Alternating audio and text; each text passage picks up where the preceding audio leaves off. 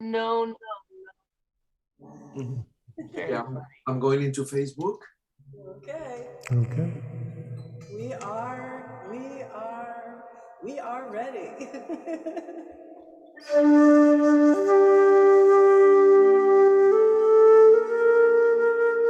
Welcome to TAO's Shabbos Saturday afternoon.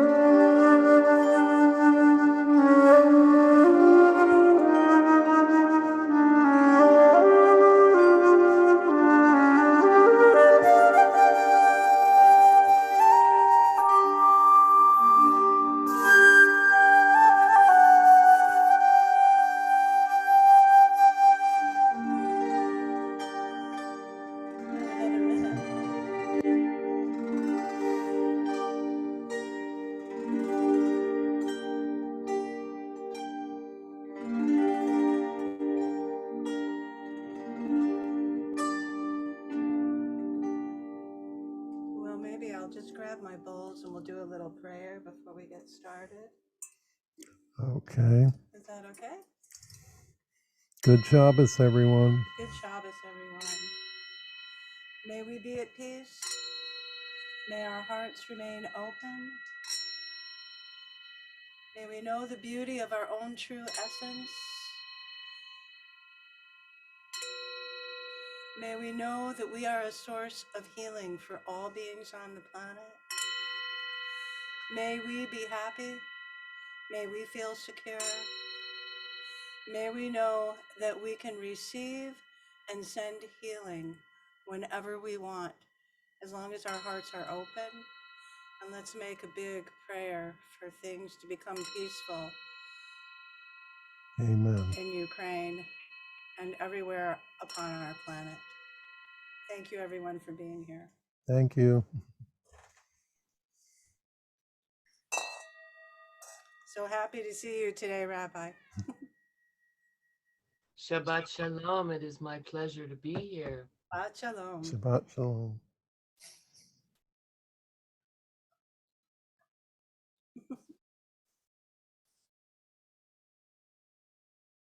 Can't hear you. We can hear you, Rabbi. It's, Can you hear me? yes, better now. Okay.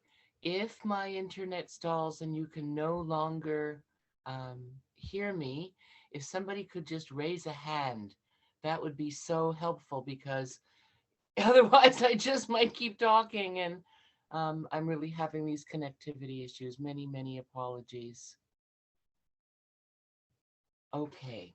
So I want to begin by reading to us, actually, I can even chant part of it, or I can chant all of it, but there is the maftil, the very end of the Parsha Kitetse, which has talk about paradox, which is our theme for the morning, well, morning here, afternoon there, theme of the day, about what is going on here. So Amalek is a term that we need to be familiar with. They were our worst enemies when we were leaving Egypt and on the journey to Eretz Yisrael. They would attack from the rear and take the most vulnerable members of the tribe and torture them and rape them, and then sell, if there was anything left, sell them into slavery. So Amalek is the epitome of evil. And Haman is descended from Amalek. So let me read you this piece of Torah first. It starts in such a way with trope that we know it's important. Zachor et asher asa lecha Amalek baderech b'tzeitchem miMitzrayim.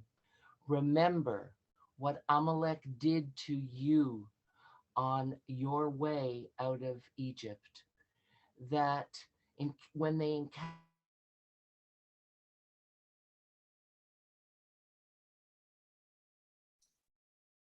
Yeah. Rabbi, I don't know if you can hear me, but it's frozen. No audio and no video. land that Better, okay. can you hear me? Yes, coming back now. Oh my goodness, how much did we miss? The last 15 seconds. Oh my goodness, many apologies. The idea of what Amalek, what they did to you on the way out of Egypt, did we get that? Yeah. And so the commandment, when God gives you peace from all the enemies around you in the land that Adonai your God is giving to you, you must obliterate the memory of Amalek from under the heavens. You must not forget. So what are we actually being commanded to do here? To forget? To remember? Remember to not forget to wipe out the memory of Amalek. I mean, that's essentially it, which is great, let's admit. Remember to, don't forget to remember to forget what's going on here. So I'm going to read you a little piece from The Art of Jewish Living, which is very, very, very well written. Purim is a public victory celebration. Think of the old newsreels you've seen of the end of World War II, the street celebrations on VE and VJ Day, or remember the public ecstasy which follows a hometown World Series victory.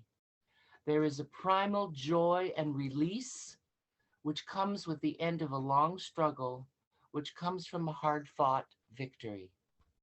Purim emerges from the national memory of an ancient victory.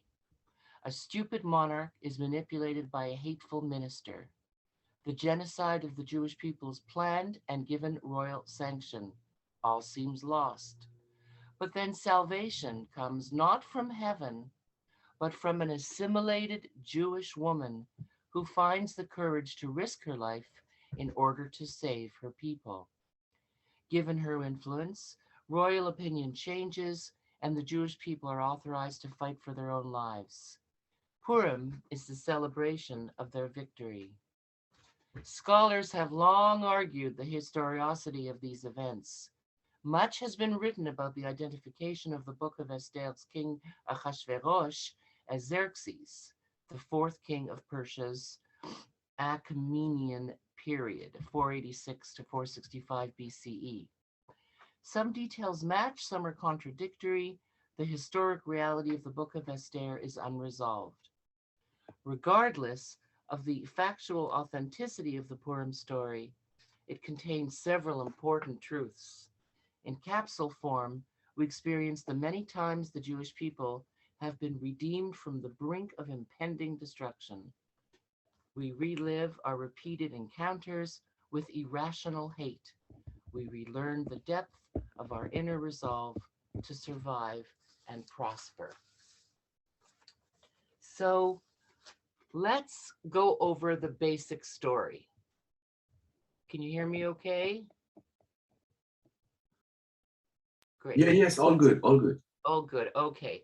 So there's the version that we learned in Hebrew school, and then there's the story that actually exists in the Megillah. So there's no beauty contest.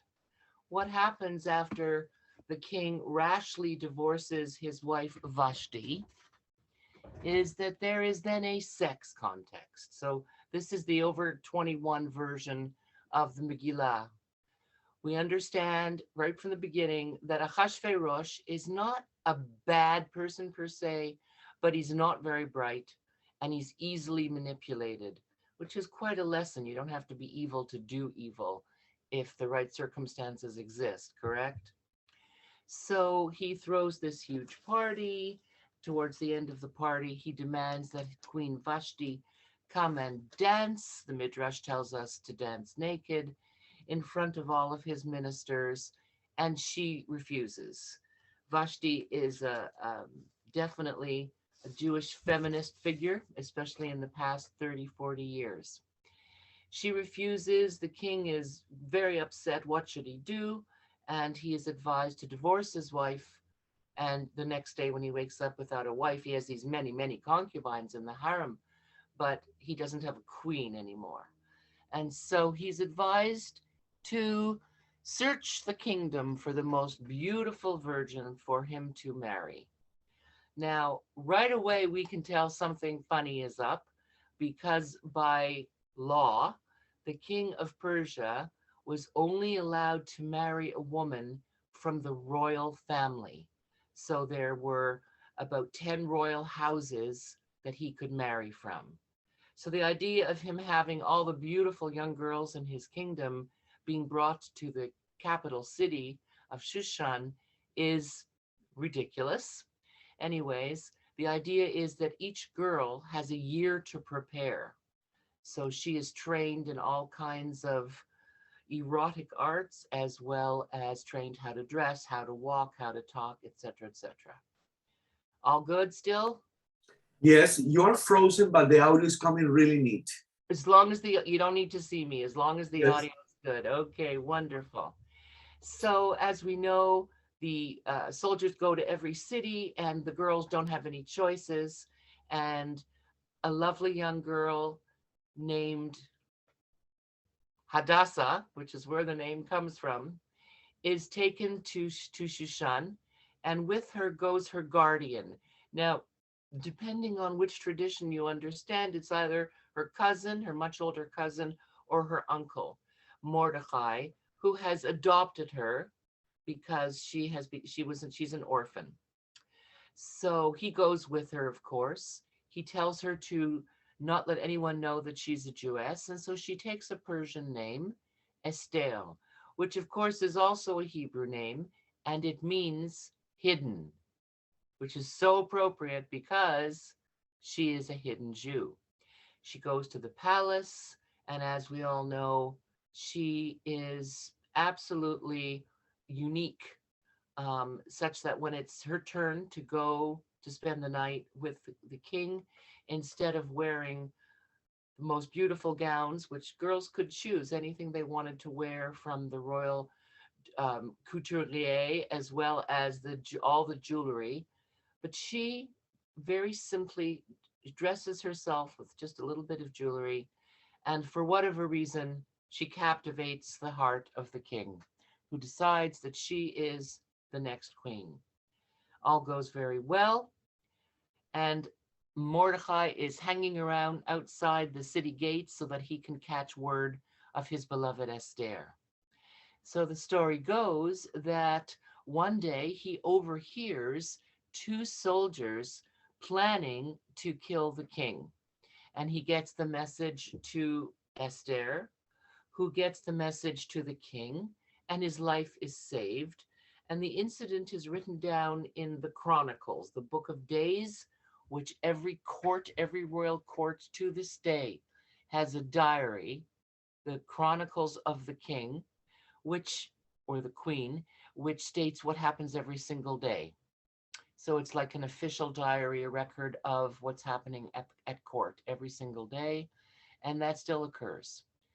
Um, so then fast forward to this terrible man that has become more and more influential at court, Haman. Haman in English, but his name is Haman, and he becomes the closest advisor to the king.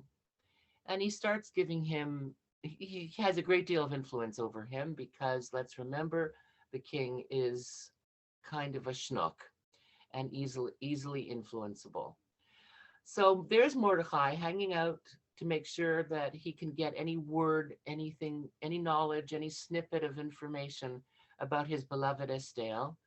And every day when Haman would come to the palace, everybody would bow down. And I'm not talking bow down, I'm talking stretched out on the ground, face down in the mud, well, the dust.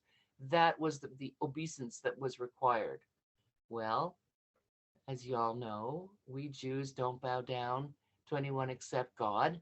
And so, whereas he would incline his head courteously, because that was what you did, he would not do the full, stretched out, which annoyed Haman to no end.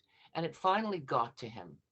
And he asked around, why is this man not bowing all the way down to me? And he's told, this man is a Jew. Well, that's enough for Haman. He goes to the king and he declares, as you probably know, there's this people and they're different than us. And he gives every reason that's been used by tyrants and murderers all throughout history. These Jews are different. They have their own language. They have their own customs, the way they dress. They serve only their own God. And what if, just like the evil Pharaoh said, our enemies attack and they join with our enemies and we're undone by their hand? And the king says, well, Haman, what should we do? Haman says, we should get rid of them. The king takes off his signet ring, gives it to Haman and says, whatever you decide to do is fine with me. Now, the holiday is called Purim because a pur is a lot, a lottery. And so what is then done is Haman does a lottery to determine which day, which month and which day this annihilation of the Jews is going to happen. And then a message goes forth throughout all the kingdom that on the 14th of Adar, all the Jews in the entire kingdom will be slaughtered. Well, of course, word of this gets to Esther, and then a note from Mordecai telling her exactly what's going on. and telling her that she is the organ of salvation. She tells him she can't go to the king without being summoned. It could be her head on a platter otherwise. And he says to her, "You have to. Perhaps it was for just this reason that you became the queen. You have to save us. If not, salvation will come from somewhere else and you won't be included." So he speaks very harshly to her, and she realizes what she has to do. She fasts for 3 days, and then she dresses up for real this time and goes to see the king. And the king is delighted to see her and inclines his scepter towards her and says, "My beloved Estelle, what can I do for you? Up to half my kingdom." And she says, "King, if it please you, would you please come tomorrow night, excuse me, tonight, to a feast in your honor at my palace, and could you please bring Haman as well?" The king is delighted. He says, "That's all you want? You came to invite me to a dinner party?" "Yes," she says. Well, he's thrilled. And that night, he and Haman go to this lovely dinner party. And at the end of it, the king says to her, "Now, my Esther, you must ask for something for yourself. Up to half my kingdom." We see this phrase over and over again. And Esther responds, "King, if it pleases you, would you and Haman come back tomorrow night for another feast and we'll do this again?" And of course, the men are delighted and off they go. Haman passes Mordecai on the way back to his own palace. And Mordecai, of course, does not lie down on the ground. And Haman is reminded of how furious he is. And he goes home and he complains bitterly to his wife, who says to him, "Darling, instead of moaning and groaning, go out back and start building a gallows with which you can personally hang that man when it is time to kill all the Jews." Oh, Haman is delighted. He gets out the hammer and the saw and the nails, and out he goes, and he's working away. And then, for reasons that are not explained, but that the Midrash certainly has ideas about, he shows up at the palace. Meanwhile, the king can't sleep. And finally, he calls in his body man and he says, "Read to me from the Chronicles," figuring that there'll be some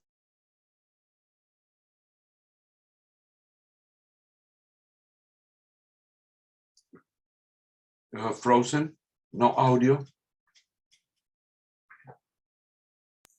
Okay, so how do we have her number so we could? Oh, yeah, that would be good to have her. Oh, Oh, there she's talking again. We We're don't good. hear. We don't hear you.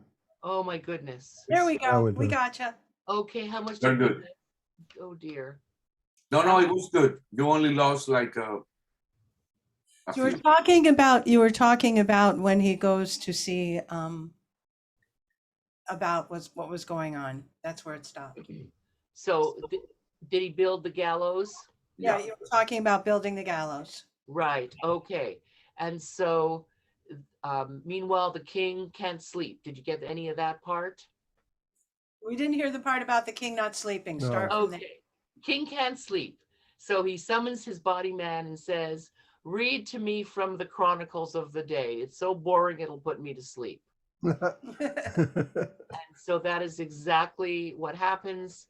The servant is reading to him, and he comes to the part about Mordecai, the Jew who has saved his life.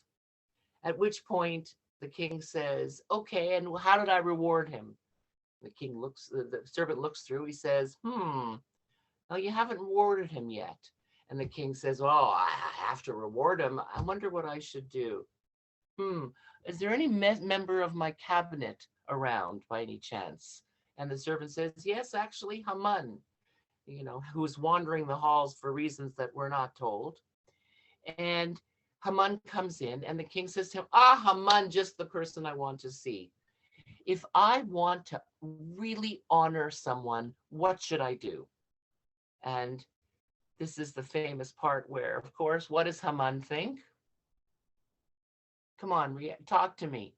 What does Haman think? Can you hear me? Yeah, that he's going to be the We one can hear you. rewarded. What does Haman say? Yeah, he's the one. He thinks, oh, the king wants to honor me. Oh, how wonderful. He says, King baby, this is what you're going to do. You're going to dress him up in your finest royal clothing. You're going to put your crown on his head, and you're going to have him put on your finest Arabian steed and be led around by a very important person proclaiming, thus and such is done to the man whom the king wishes to honor. The king says, oh, Haman, that's genius. I knew I'd get the right idea from you. So here's what I need you to do. This Jew Mordecai, he saved my life.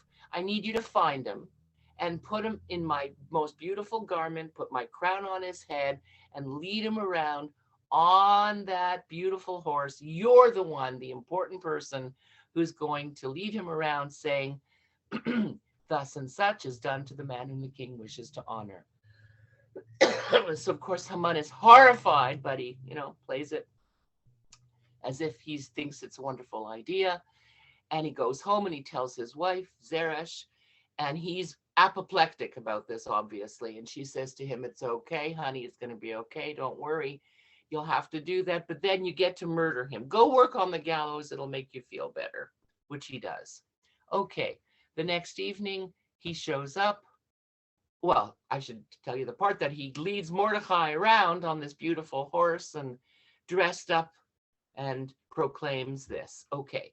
So the next evening, he and the king go to Esther's palace again and have this gorgeous meal. And I'm assuming you can still hear me, even though you all look frozen. Yeah. Yeah, okay.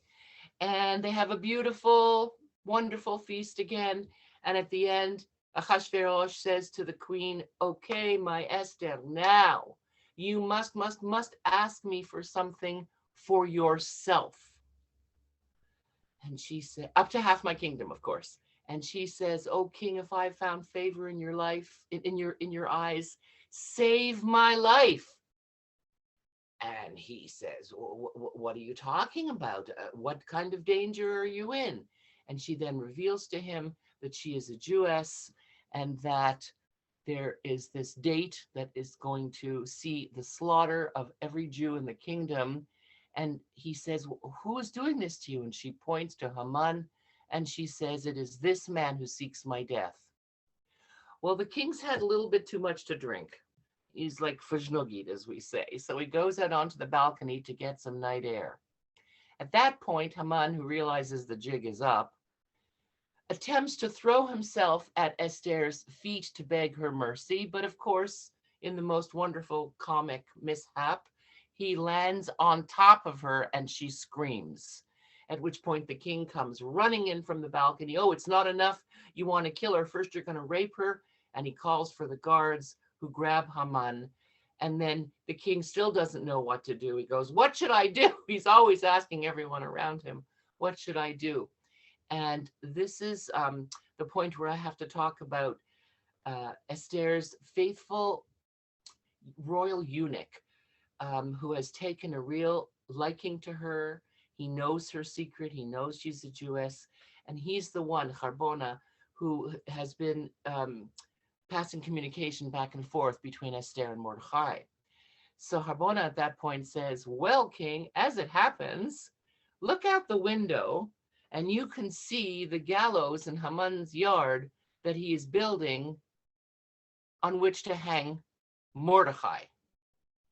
The king says, Mordecai, the Jew that saved my life? No. Let's hang Haman and his sons on the gallows. And that is indeed what happens. But the queen says, but now we have to reverse this edict that calls for the destruction of all the Jews. And then in yet another ridiculous ploy, which definitely adds to the very dubious historiosity, the king says, oh, but once a proclamation of the king has been made, it can't be reversed.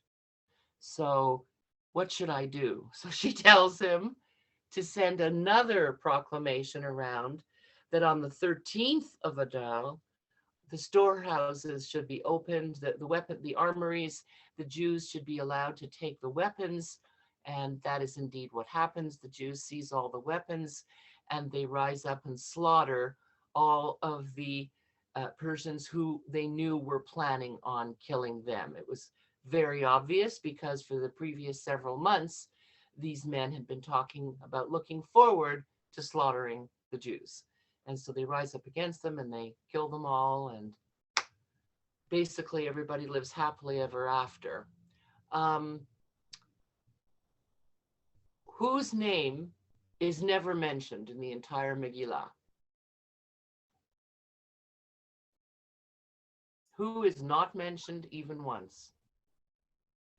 It's the only book in the entire Tanakh, in the whole Bible, where God? God Mhm, isn't mentioned. that's right. Wow. God is not mentioned once, Oh, which is one of the two reasons that Megillat Esther almost didn't make it into the Tanakh. The first reason being the rabbis knew it was a made-up story, and the second one being the absence of God. But they eventually realized that this is such an important story because even though it didn't happen, there's still so much truth in it. Just because something didn't happen doesn't mean that there is a lot of truth. Just like things that happen and there's no real truth in them, right? right. So um, the we're told right at the beginning that Haman is descended from the Amalekites.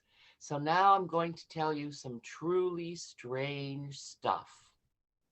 We need to go back to the story of King Saul. King Saul, the first king of Israel, is from the tribe of Benjamin, as is Mordecai. So Saul loses his mind at a certain point. He descends into madness. We understand that he's bipolar, and he does one thing after another that is not good. But finally, the prophet Samuel says to him, "You are now bidden by God to fulfill the prophecy of erasing Amalek. Take your army and go and capture Amalek and kill every single man, woman, and child. And because this is a holy war, you can take no booty, no loot. Every animal and every item will be burned, and there's a cherem on them, which means that they are dedicated to God and nobody else can use them."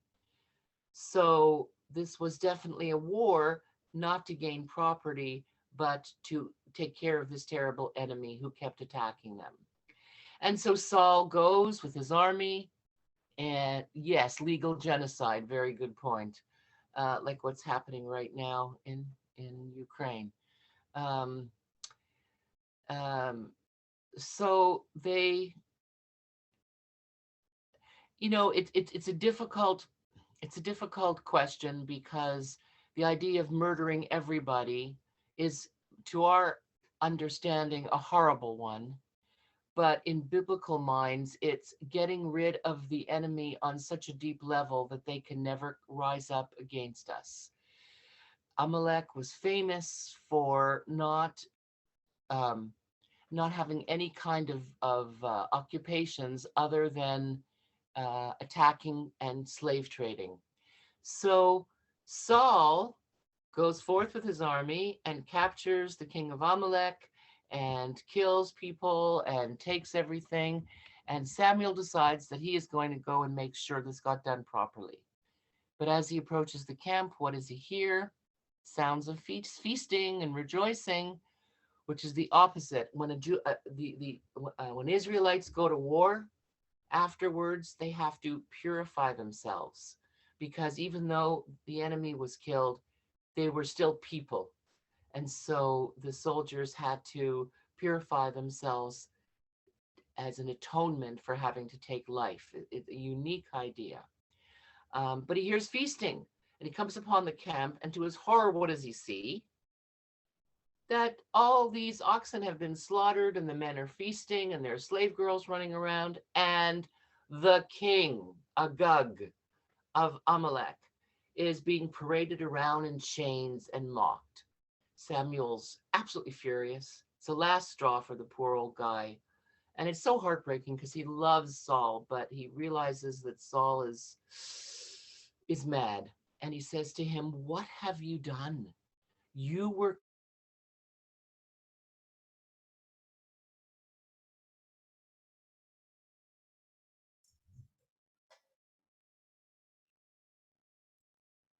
Okay. No, no audio. No Can't audio. hear you. We can't okay. hear you. Can't hear Okay, you. now can you hear me? Yes, Yes. yes. Many apologies. Where did I lose you? What have you done was the last thing we heard. Okay, what have you done? Good, you didn't miss much. And so Saul uses the worst excuse. He says, "My men wanted to have a barbecue, and how could I say no to them?" In other words, he blames his men. "And I let the king live another night because I wanted to humiliate him even more." And Samuel the prophet, he's had it. He says, "You had one job and you didn't do it." And right away he kills Amalek, he kills Agag, and that's pretty much going to be the end of Saul. It's not long afterwards that Saul's killed in battle. But before that, unfortunately, Samuel dies, probably of a broken heart. He dies after telling Saul, "God is taking the kingdom away from you. It won't go to your son, it will go to someone else, and you will descend to your grave." So Saul then does something much worse. He does the worst thing he could possibly do. Does anybody know? This is where the Witch of Endor comes from. Can you hear me okay? Yes, we can. Okay, thank you. And so many apologies for this ridiculous tech problem. So Saul has already tried to wipe out every sorceress in the kingdom, but he demands that his men find one. And he goes to her and he bids her to do absolutely forbidden to Judaism, to raise Samuel's soul from the dead so that he can talk to him.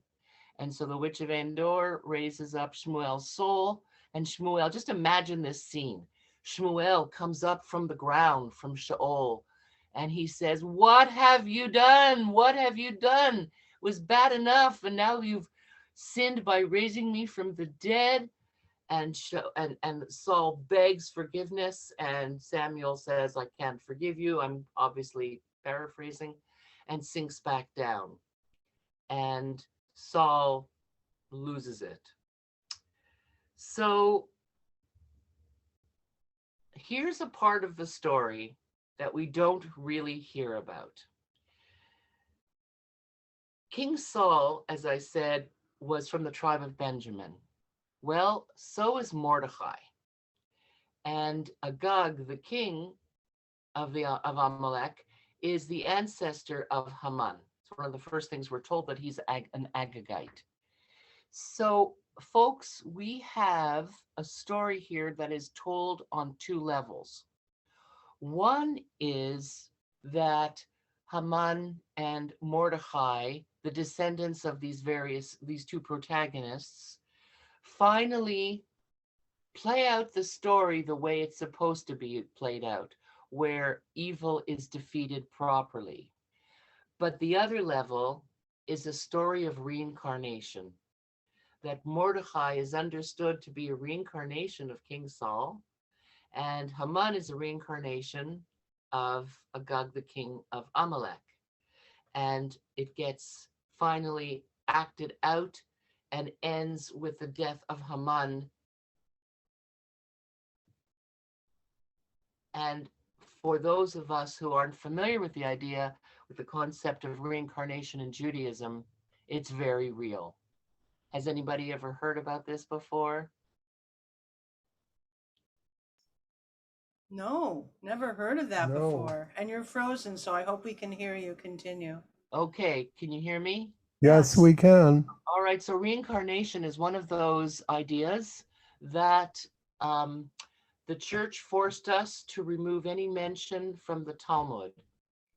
All mentions of Jesus, all mentions of reincarnation. I mean, who owns the printing presses? The church. So they got to say what was published and what wasn't. And so the Talmud has erased all mentions of reincarnation. But it absolutely, my studies have convinced me, looking at all the great Jewish thinkers throughout time, that absolutely the concept of reincarnation was very real to us. Different than the Buddhist and Hindus' ideas of reincarnation, which is a continuous wheel. In Judaism, you don't come back very often, but you do come back. And in this case, karma is a bitch because Haman finally receives the Uh, Yeah. Haman finally receives. Still can't hear you. Can't That's hear, where you need to can't start. hear you. Haman finally receives. okay the fate that his just fate. Okay, so you can still hear me? Yes, we can Yes. still hear you. Okay, now there's a couple of really strange pieces that let me see if I can get to. Are there any questions or comments so far? Wow, look at that palm tree guy. Hello? No questions. We're having a bad storm here. I apologize. Oh, wow. Windstorm, rainstorm? Yeah, Yes. very windy. Oh my. Oh my. So what happens to Haman? Explain that again. So Haman is hung on the gallows that he built himself. Whoa. Mordecai, he is hung on those gallows at the suggestion of this Carbona character. And then another edict goes out and the people are saved. So the Amalek is finally destroyed properly. We lost you. We lost you. No. Is properly. We heard the word properly. So I didn't catch who properly. So start from there, please. Yeah. And now you're frozen. Now you're too. frozen. We're going to wait for you because we know you're going to come back again. Oh, Hopefully. okay, There we okay. go. Okay. Okay, we hear you now. Now, who properly was? So he was the fate finally comes down properly. Got it. Okay, so there's a couple of pieces here. So we come back to Zachor, right? Remember to wipe out the memory of Amalek. We still have our paradox, yes? What does it mean to remember to wipe out the memory of Amalek? And I'm going to ask you to think for a moment. When we talk about the Shoah, the Holocaust, sometimes the kids' response is, why do we even want to remember it? Let's forget it. And of course, what's our slogan? Never forget. Never forget. Never forget. And yet we are told to never forget to wipe out the memory of Amalek. Well, obviously, we still know about Amalek. So what does it mean to wipe out the memory of Amalek? Basically, it means to wipe out evil in its entirety. But we know that that's an ongoing effort that never ends, that there's always going to be Amalek in this world. Right now, Amalek's name is Putin. Has anyone seen that wonderful Facebook meme where there's a picture of a disposal unit to put your dog poop in, and it's called Poo-tin, P-O-O-T-I-N. Wonderful. I know it's very adolescent, but it still makes me laugh. Okay, so again, remembering the Holocaust is so painful, yet we mustn't forget it. Remembering what almost happened to us. This is a wish fulfillment story. This is a fantasy. Megillat Esther is a fantasy about what would happen if everything went well, the way it was supposed to. So this revenge fantasy plays itself out. And well, that's a very good question. The dialectic imperative, without evil, would we appreciate good? Well, if we talk about the story of Genesis, we can answer that question even more. But let me try to tell you a couple more things. Um, there's another mystery, a wonderful mystery, in the very last chapter of the Megillah. Achashverosh says yet again to Esther, "What can I do for you, my queen? Now that your people have all been saved, what can I do for you? Anything up to half my kingdom." And her request makes no sense. She says, "Hang high the 10 sons of Haman." There's only one problem. He doesn't have 10 sons. Yeah, no, he does, but they've already been hung. Oh, They've no. already been Oh. hung in the previous chapter. That's right. Yes. Isn't that crazy? Wow. So it's one of those strange things that have led people to wonder if there is something else hidden. So without getting into a whole long song and dance about it, has anybody heard the business about the codes that have been found in the Torah by looking at every 50 letters? Yes. I Yes, remember okay, that. Yeah. right.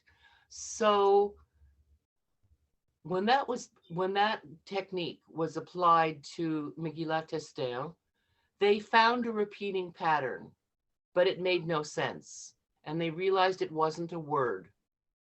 They realized it was a date.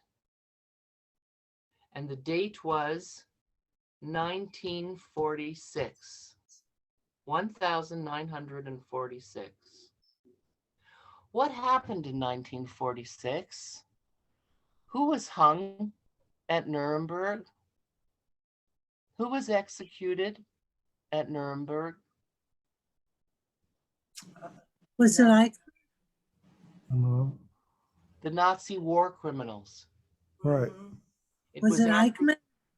I don't know, has anyone heard? So there were 11 Nazi war criminals who were meant to be hung, who were meant to be executed. One suicided in his cell, and so there were 10. 10 Wow. sons of Haman were executed in 1946, which is the repeating pattern found in the Megillah. Wow. Wow. I'm just giving you the info, but it is as crazy as you can imagine. Isn't Wow. that wild? Mhm. Bruce, could you please repeat? One committed suicide in his cell. Yes, one um, died in his cell. He died. They're not sure if he had poison to swallow, and I should remember more about this. Whether it was, I think it was a suicide. I think he took poison, Okay. so that there were only 10 to execute Wow. In 1946 at Nuremberg. So it's extraordinary that, and there's so many hidden things. Who's the king in the story? Who's the king? What's his So- name? So, Achashverosh, right? right. I couldn't repeat that if you asked me to. So the king is Achashverosh, but who's really the kingly person in this story? Esther? Mordecai. Mordecai. Okay, Yeah. Mordecai. Mordecai is really acting like a king every step of the way. And then, of course, who is the King of Kings who's not even mentioned? God. God. So we've got all these different layers. We've got all these feasts that happen. We've got all this beautiful clothing. So there's definitely a very sensuous element to this Megillah, of all the food and the clothing and the jewelry, etc., etc. Sounds like a Um, good movie. oh yeah, there was once a Hollywood movie made that's like incredibly campy and vampy about it. So um, I'm just looking over my notes because there's so much more I want to tell you. Okay. Well, we Very can brief. we can see you and hear you. Okay, good. All right. Let me do the coolest things before I just review what the mitzvot and the minhagim are, the commandments and the customs. Okay. This Megillah has elements that should be very, very familiar from a story in Genesis. All right. So, a young man is taken away from the land of Israel by force and is presently living in a foreign country. Is it Joseph or is it Mordecai? Both. Both. In spite of difficulties, he perseveres and succeeds, but not without exciting a noticeable measure of jealousy and hostility. He uses his abilities to provide the king with some life-saving advice and is rewarded by being appointed viceroy second to the king, which is what happens to Mordecai at the end of the Megillah. Mordecai becomes the prime minister. And the king gives him his royal signet ring, symbolizing his high office, and has him dressed in royal garments. Now, do you remember the part about Joseph being dressed in royal garments and paraded around the street? Of course. Yeah. Signet ring on Pharaoh's horse. Yes. He's driven Coat of many colors. Oh, we lost you. We lost you. We lost you. We can't hear you. Can't we hear you. We can't hear you. Okay, now we hear you. Now we hear you. No? Oh, no. Still don't hear. Hello? There we Hello? go. Now we got hear you. All right, where did I lose you? When you Joseph. talked about Joseph's coat of many colors. Yes. Right. So did you get the bit about the king gives him his royal ring? Yes. Yeah. No. Yes. No, not the ring. No. No. Yeah, and has him dressed in royal garments. Yes. And Yeah. driven around on a royal horse. Yes. Okay, driven around on a royal horse and chariot with someone announcing how important he is and bow down. Do you remember that story from Genesis? Yosef Yes. this is exactly what happens to you. Now, fully mature in years, the young man does not let all this go to his head. He remains a loyal Jew, faithful to God, uses his position and influence for the benefit of the Jewish people. Yosef or Mordecai? Design or coincidence? Isn't that wild? Very cool. So I didn't know any of this. Thank you.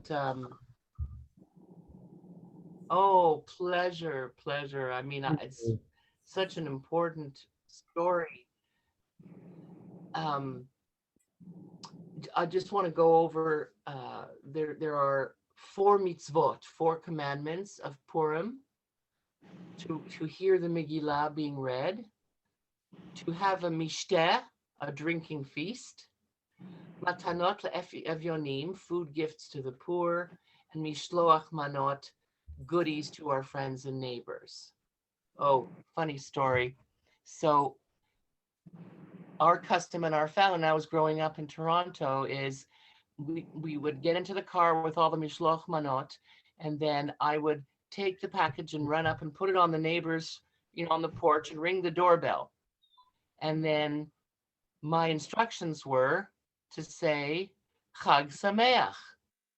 The first time that they sent me out to do it, I didn't know I didn't understand that's what I was supposed to say. What was I used to saying when I was taken to someone's door as a little girl? shell out, shell out. The Halloween cry. So apparently my first delivery of Mishloach Manot was accompanied to a 4-year-old's cries of shell out, shell out. That's cute. So those are the four. So thank you. Those are the 4 mitzvot. And then the minhagim, the customs are, of course, dressing up, masechot, the masks, right? And if you think about the costumes and the masks and everything, it adds to the carnival spirit and the joy. But it also reflects all the dressing up and the masking that occurs in the story itself. Mordecai is pretending to just be some humble, poor Jew, when really he's this kingly person and descended from. And we don't hear you. No audio. No audio. No audio. Rabbi. No audio. No audio. In any case, can you hear me, Rabbi Rez? No, she can't hear you. Yes. All right, gotcha. Okay. Okay. Well, we're getting to 3 p.m. So we need to be closing the meeting. And if you want to add something else or have any questions, so please go ahead. He was Well, just the descended. He was idea- descended from, and then they got cut off. Just complete that thought. The customs are the noisemakers and the dressing up and eating Yep. the Homentashen. Yeah. Yeah. And so the dressing up business, did you hear what I said about how it adds to the fun? No. Yeah. But it also speaks to all the dressing up, the masquerade that's going on in the story. Aha. Oh. We're at the end now. This because Haman is pretending to be something he's not. Achashverosh is pretending to be something he's not. So is Esther. So is Mordecai. Everyone is in disguise. Got it. So what do we know? We have to get rid of evil. And that's very hard to do. And it's very hard to be joyous. God would like us to be joyful even when our hearts are lying on the floor, panting on the floor, right? So I'm going to wish for you the energy and the passion to celebrate Purim with as much joy as you possibly can. Thank you. Mwah. Thank you. Many apologies again for the tech problems. Oh, that was wonderful. So what we're supposed to do is just celebrate as much as possible, right? Yes. That's why we get drunk one day a year. In other words, as was covered over the past few weeks, don't wait for life to be perfect in order to be happy. Right. Right. So 364 days we have to fix the world the hard way by doing the work. And one day a year we get so drunk, we fix the world by getting so drunk, we don't know that it's broken. I like that. I like It's just the that. koach to go on the other days. Thank you, Rabbi. Thank you, Rabbi. Shalom. Shabbat shalom. Shabbat shalom. So nice to be able to spend this time with everybody today. That's Nice to see you all here.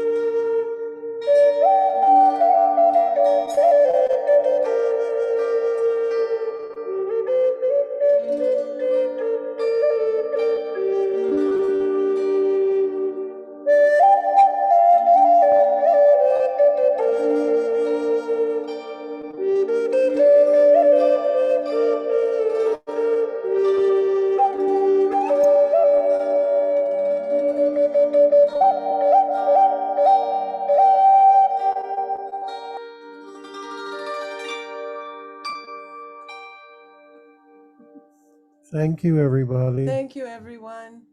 Thank Pretty you. Thank you. Saturday Thank you, afternoon. Doug and Sim. Thank you, guys. Nice to Rabbi, see you if all. you're still Thank you, there. Rabbi Ruth. Thank you, Jorge, Thank for you. being Thank here you and very helping us out. Thank you, Nice to Jorge. see all of you. Have a great weekend and a great Saturday Maybe afternoon. we'll see you at Urban Thank you. Namaste. Yeah, We'll be at Urban Namaste tomorrow tomorrow. for Yeah. Kirtan.